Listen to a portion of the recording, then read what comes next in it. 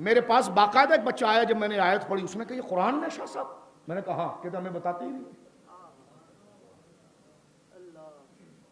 کہتے اس طرح اللہ نے شان بیان کی ولیوں کی؟ میں نے کہا جی ہاں۔ میں نے کہا اس سے بڑی بات میں نے کہا آپ کو کیا سمجھایا؟ کہنے لگے ہمیں تو یہ سمجھایا گیا کہ سب برابر ہیں اور عزت سب اللہ کی، اللہ کے سامنے تو ہر بندہ ذلیل ہے اور ذلیل کمتر ہے، کیونکہ ان کی توحید کی بنیاد ہی ہے۔ اسماعیل دہلوی نے اسی پر بنیاد رکھی کہ بڑے سے بڑا انسان ہو یا اللہ کا قریبی فرشتہ، اس کی عزت اللہ کے سامنے چمار سے زیادہ ذلیل ہے۔ ہم نے کہا یہ توہین ہے؟ کہنے لگے نہیں، یہ رب کی تعریف ہے، اس لیے کہ رب کے سامنے سب چمار کی طرح ہیں۔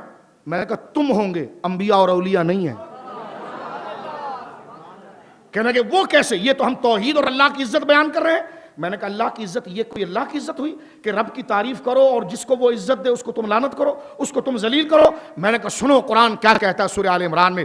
اللہ فرماتا ہے، قاعدہ اس سے سمجھیے کہ قل، اے حبیب کہیے، اللہم، اللہ جو ہے مالک الملک، وہ ملکوں کا مالک ہے، تؤتی الملک من تشاء، جسے چاہتا ہے وہ ملک دیتا ہے، وتنزع الملک ممن تشاء، جس سے چاہتا ہے وہ ملک چھین لیتا ہے، وتعز من تشاء، جسے چاہتا ہے وہ عزت دیتا ہے، وتذل من تشاء، جسے چاہے وہ ذلیل کرتا ہے۔ میں نے کہا قرآن نے واضح کر دیا کہ جسے وہ عزت دے اسے ذلیل نہیں کرتا، اور جسے ذلیل کرے اسے عزت نہیں دیتا۔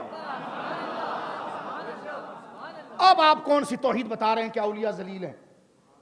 یہاں تو قرآن نے واضح کر دیا وَتُعِزُّ مَن تَشَاء، ہم جسے چاہیں عزت دیں، وَتُذِلُّ مَن تَشَاء۔ کیا معنی ہوا؟ اگر عزت والا بھی ذلیل ہو گیا تو پھر عزت کس چیز کا نام رہی؟ اور ذلیل عزت والا ہو گیا تو پھر ذلت کس کے نام کی رہی؟ تو رب نے فرمایا جسے ہم عزت دیتے ہیں اسے ذلیل نہیں کرتے، اور جسے ذلیل کرتے ہیں اسے عزت نہیں دیتے۔ تو عزت کس کو دیتے ہیں؟ انبیاء کو دیتے ہیں، اولیاء کو دیتے ہیں۔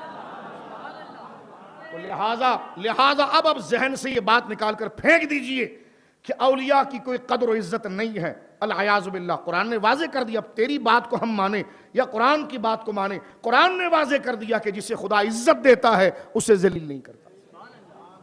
پھر آگے چڑھ کر ایک اور سوال، نہیں آپ سمجھے نہیں مولانا۔ میں نے کہا جی کیا سمجھے؟ کہنے لگے یہ تو شرک ہو جائے گا، پھر تو دل ان کی محبت میں بھاگ رہا ہوگا کہ ان کو بھی عزتیں ملی۔ تو میں نے کہا جب ان کے پاؤں کے نشان کو خدا حرم میں آباد کرے اور پھر اپنے کلام میں کہ وَاتَّخِذُوا مِن مَّقَامِ إِبْرَاهِيمَ مُصَلًّى، نماز خدا کی پڑھنی تھی، اللہ فرماتا ہے آؤ اس پتھر کے قریب آ کر نماز پڑھو جس پتھر پر ابراہیم کے پاؤں کے نشان لگے۔ میں نے کہا تو مسلمان ذرا یہ بتا، جب تو یہ آیت پر پہنچے گا اور تو یہ آیت پڑھے گا کہ اللہ ان کے پاؤں کے نشانوں والے پتھر کو اپنی عبادت کا اور اپنے قرب کا باعث بناتا ہے، بتا اس وقت تیرے دل میں ان کی عزت بڑھے گی یا گھٹے گی؟ اگر تیرے دل میں اللہ کی عزت ہوگی تو تڑپ کے رہ جائے گا کہ اتنے خدا کے محبوب اور قدرت کے عزیز ہیں کہ ان کے پاؤں کے نشان بھی اللہ کی بارگاہ میں عزت والے بن جاتے ہیں۔ تو جب پاؤں کے نشان اللہ کی عزت والے بن جائیں، اللہ کی گھر کی زینت بن جائے، تو جس مزار میں وہ پورے بدن کے ساتھ ہو تو وہ ان کا پورا وجود و مزار کتنا برکت والا ہو۔